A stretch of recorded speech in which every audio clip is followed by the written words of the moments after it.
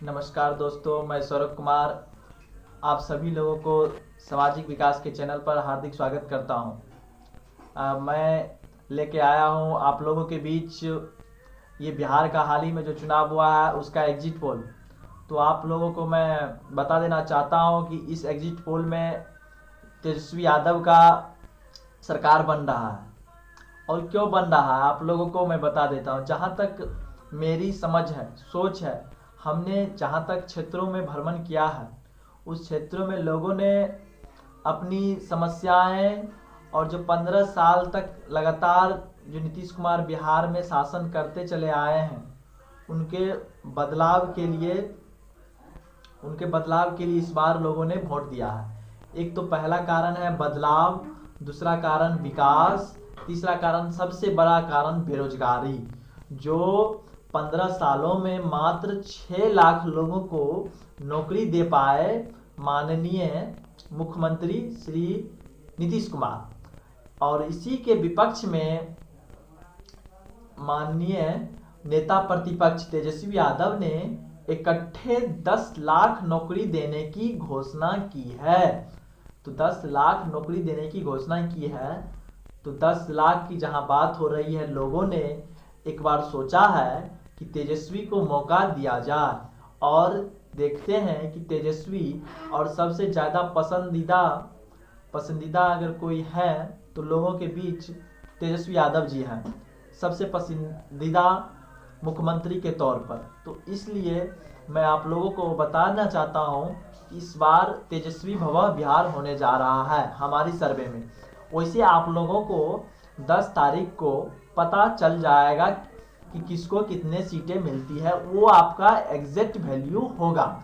और हम जो बता रहे हैं हमारा एग्जिट पोल है, हम कोई भगवान या ज्योतिष तो नहीं है, लेकिन फिर भी हम अपनी जो एक अनुमान है उसको रख रहे हैं। आप लोग कहीं जाइएगा नहीं, हमारे वीडियो को आप लोग ध्यान पूर्वक सुने समझे।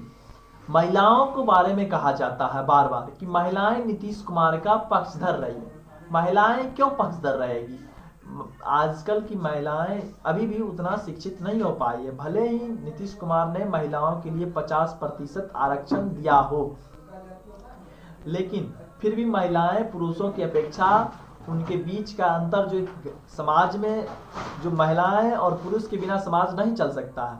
जिस प्रकार एक देख लेते हैं टायर गाड़ी, आप लोग देखा होगा, 2 चक्का होता है, वो दोनों चक्का के बिना वो टायर गाड़ी आगे नहीं बढ़ती। चाहे टायर गाड़ी में 2 बैल होता है तो दोनों बैल के बिना नहीं चल पाता। लेकिन ये समाज में एक स्त्री और पुरुष है, तो स्त्री और पुरुष दोनों को बराबर चलना चाहिए।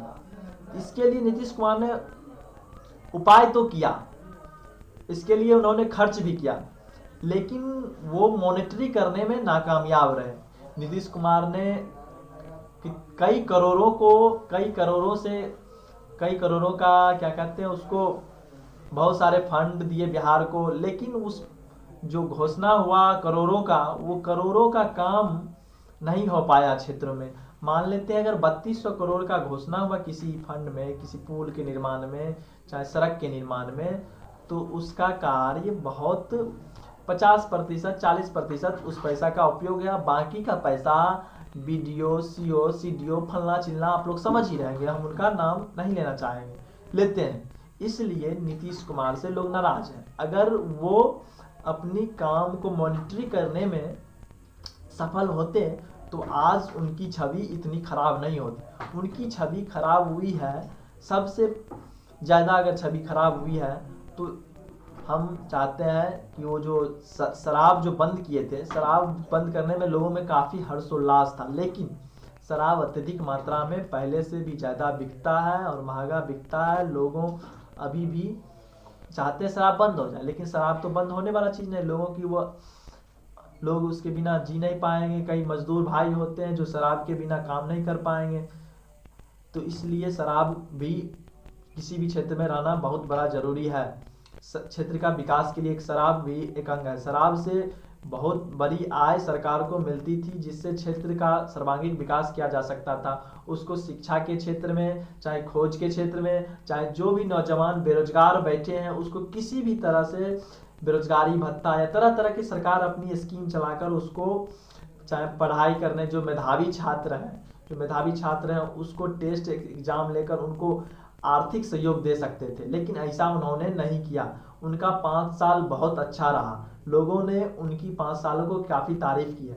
लेकिन बात अटकलें आ गई है उनकी बार बार पलटू चाचा कहने और डीएनए वाले बात पर। कोरोना में सबसे स्थिति अगर खराब रही है, सबसे ज़्यादा बदतर रही है तो बिहार राज्य की। अपने मजदूरों को लाने में, घर पहुंचाने में, उनको खाना खिलाने में, उनके क्वारंटीन सेंटर तक की हालत बहुत ख़राब रही। केवल क्वारंटीन सेंटर में सरकार कही है कि एक व्यक्ति पर हमने लगभग 5,000 रुपये खर्च किए, बल्कि सरकार किए होंगे, हम नहीं करे ना कि, लेकिन वो 5,000 में 3,500 4,000 लूट होने का काम किया गया। इसलिए सरकार से नाराज है। तो मैं आप लोगों को कहीं भागिए मत, आप लोगों को मैं अपना रेशियो बता देता हूं और आप लोग एग्जैक्ट वैल्यू 10 तारीख को देख लीजिएगा। हमने और हमारी टीम ने जो मेहनत किया है उससे 140 सीटें महागठबंधन को देते हैं, जिसमें 5 पार्टी है। एक राजद को हमने 90 से 110 सीटें दी है।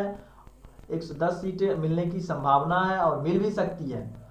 वहीं पर कांग्रेस को 40 से 50 और सीपीआई सीपीएम माले सभी मिलाकर जो 29 सीट पर लड़ी है लेफ्ट की पार्टियां, उनको 30 में 29 पर लड़ी है, 29 में 15 सीटें हम लोगों को टीमों ने दिया है। और बात आती है विपक्ष की, एनडीए की। एनडीए में सबसे खराब स्थिति जो नीतीश कुमार हर समय बड़े भाई के रोल में रहते थे, इस बार वो पिछड़ रहे हैं। अगली बार एनडीए के बड़े भाई के लीड के तौर पर बीजेपी कर रही है, तो बीजेपी को 50 प्लस सीट आएगा, 60 से 70 सीटें बीजेपी को मिलने की संभावना है। और उसके बाद लोग कह रहे हैं और हमारी टीम भी कह रही है 40 से 45 सीट जदयू को। जदयू की स्थिति खराब है, कहीं बढ़ भी सकती है ये सीट। ये आपका एग्जैक्ट वैल्यू नहीं है, एग्जिट पोल है, आप लोग इसको एग्जैक्ट वैल्यू नहीं मानिएगा। और हमारी जो एग्जैक्ट वैल्यू है एकदम जनता की आवाज़ है, जन जन की आवाज़ है। और हम जो है, हम जीतन राम मांझी की पार्टी 1-2 सीट इनको भी मिल सकती है, 1-2 सीट मुकेश सहनी की पार्टी को भी मिल सकती है जो 6 सीटों पर चुनाव लड़ रहे हैं। अब बाकी सीटों पर एलजेपी जो अन्य है उन सभी को हम अन्य 5 से 10 सीटें देते हैं। तो यही है हमारी जो सर्वे है, उस सर्वे में राजद की सरकार यानी महागठबंधन की सरकार तेजस्वी यादव मुख्यमंत्री के तौर पर आपको दिखेंगे।